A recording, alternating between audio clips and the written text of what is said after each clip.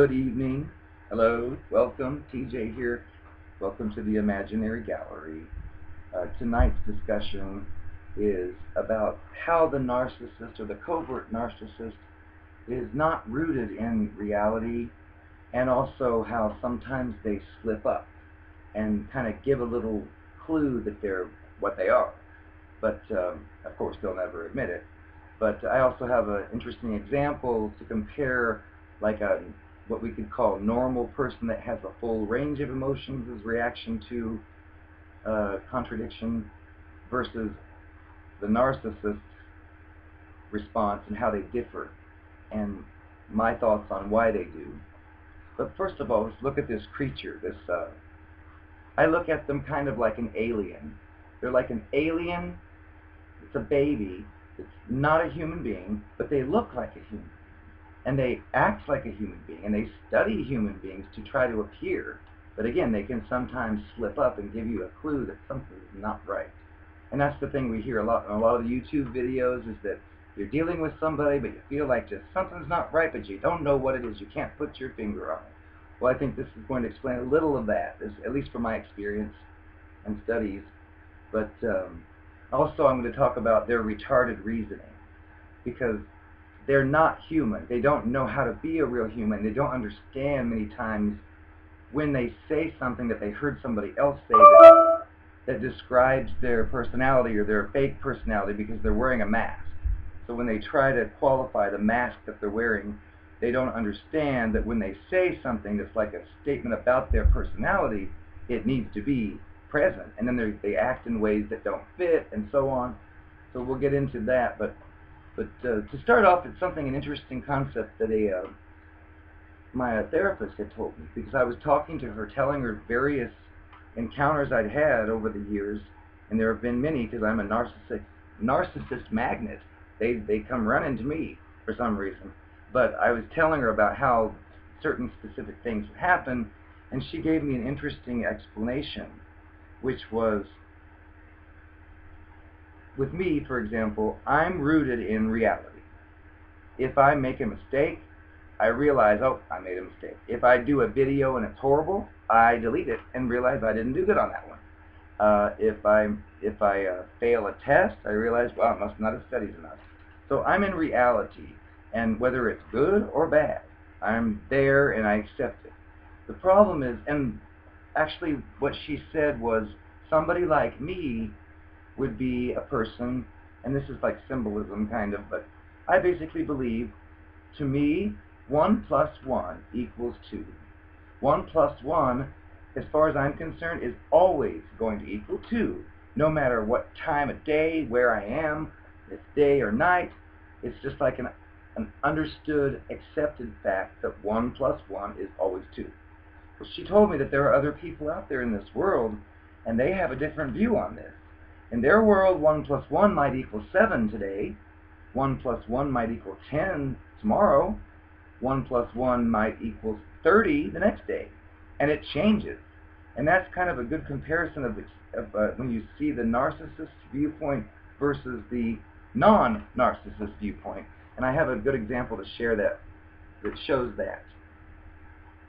So, what we can start with is, well, first off, this filthy creature, alien baby that I talked about, their vessel they're empty and hollow, but they have a vessel that they have a crack in the bottom of that they're desperately trying to fill with supply, which comes from their pathetic existence of bleeding innocent people dry because they're predators, and they prey upon their own kind, but they actually are human, really. But I'm saying I think of them like they're aliens that have completely different thought processes than a regular human, and they move in on the regular human, try to pretend to be one, and pass themselves off as a regular human. But here's the example that I call it, the example of their retarded reasoning. And with that, we're going to take a situation, and I'm going to tell you first the circumstances involved, and then I'm going to give you an example of how the narcissist would respond to criticism and how a regular person would respond to criticism, and you'll see the difference. So here's the deal. Let's just imagine that that you are in your neighborhood and there's a house in your neighborhood, and that house has a 30-foot wrought iron airtight fence all the way around it. That house has security cameras all around it. That house has bars over every window. That house has a fancy gate that you have to open with a remote, and the front door has like 10 locks on it. Well, anybody driving by this house will see that and think, wow, that person seems pretty scared of getting broken into. I mean, it would just be an obvious thing for anyone to see. And that's the house in your neighborhood that your friends call the paranoid fortress, is the name they might call it.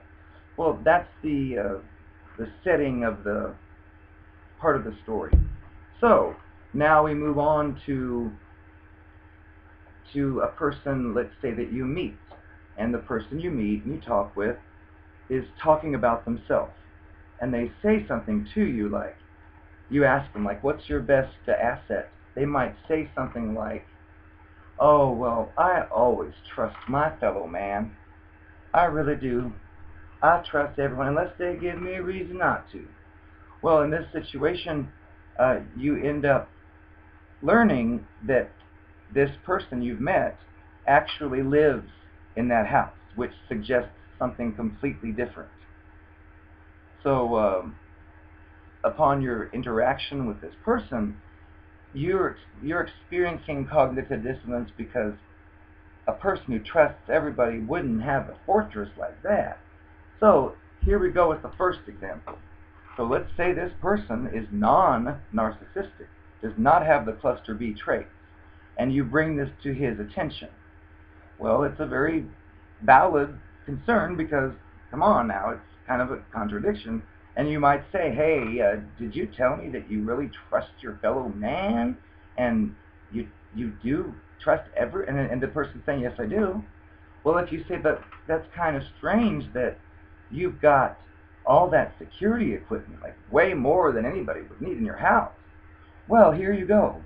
His reaction, if he's non-disordered, because people who are not in this cluster B category, they welcome anybody's viewpoint about themselves. They can introspect. They can see if they're making mistakes. They can own their mistakes, take responsibility, take accountability. So if you make the very valid, accurate point that it's kind of hard to accept that you trust your fellow man, but then your house is like this, well, the non-disordered person would say something like, oh, wow, that's interesting. I never even thought about that. I guess I am a little paranoid about my fellow man. Who am I trying to kid? And they'll like laugh at it because healthy people seem to be able to laugh at themselves. The narcissist people don't. I mean, they will never laugh at themselves. They'll never admit to any faults or anything. But that's what would happen, something like that.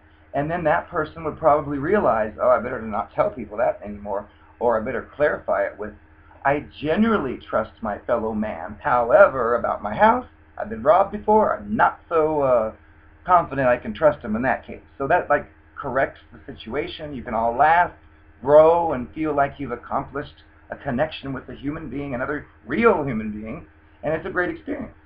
Well, let's move over to the nightmare world of the narcissist. And let's say this person maybe overheard that person saying that, and you meet him, and they figured that line sounded good. Well, because they slip up because they're not a real human. So they try to use the lines of a real human and pass it off as real, but sometimes if you pay close attention, like in this case, you'll see that something's wrong. So in this case, it's the same house, the same situation, except you meet this second example, and he tells you oh, I trust my fellow man, and you notice his house, and you say, okay, did you tell me you trust your fellow man? And he'll be, yes, I do. Well, here's how the narcissist would react. You'd say the thing about wait a second, why would you have all that security equipment if you trust your fellow man? Now, come on, that's a little excessive. The narcissist, because once again, they're wearing a mask, they don't have any other script for this kind of question. They didn't think of this, or if they did, maybe they didn't expect you to know it was their house, but you happened to find out. So because any type of criticism is like a threat to their entire being, you will get a response which shows the retarded reasoning, which would be something like, oh, the security on my house, oh, that's just for decoration. Or, oh, the security, oh, well, that was there when I got the house, I just left it, I don't use it. Or something like that. But something to maintain the original facade of, I trust my fellow man. And here you are challenging them with, like if they keep saying it and you get angry about it because you know they do use the security equipment, it isn't just for show. You might say, I know what's going on here. You are paranoid about getting broken into, and you pretend to be a person who trusts others so you can lure people into your spider web of lies. And of course that will be inflicting a narcissistic injury on this person, and they'll probably punish you in some way. They won't react probably to your face that it bothered them, but they kept it in mind, and they're going to pay you back for that, because these people are little monsters that are just full of the emptiness, actually, and they spend their days destroying others around them, getting all they can out of them, as many as possible to fill that supply up, and they're just actually sickening human beings, and they realize it, and they know that they're never going to be a regular human being, so all they can do for fun is toy with those real human beings, get what they can from them, and then dump them when they run out of supply or figure them out. So it's a great world. Have a great evening.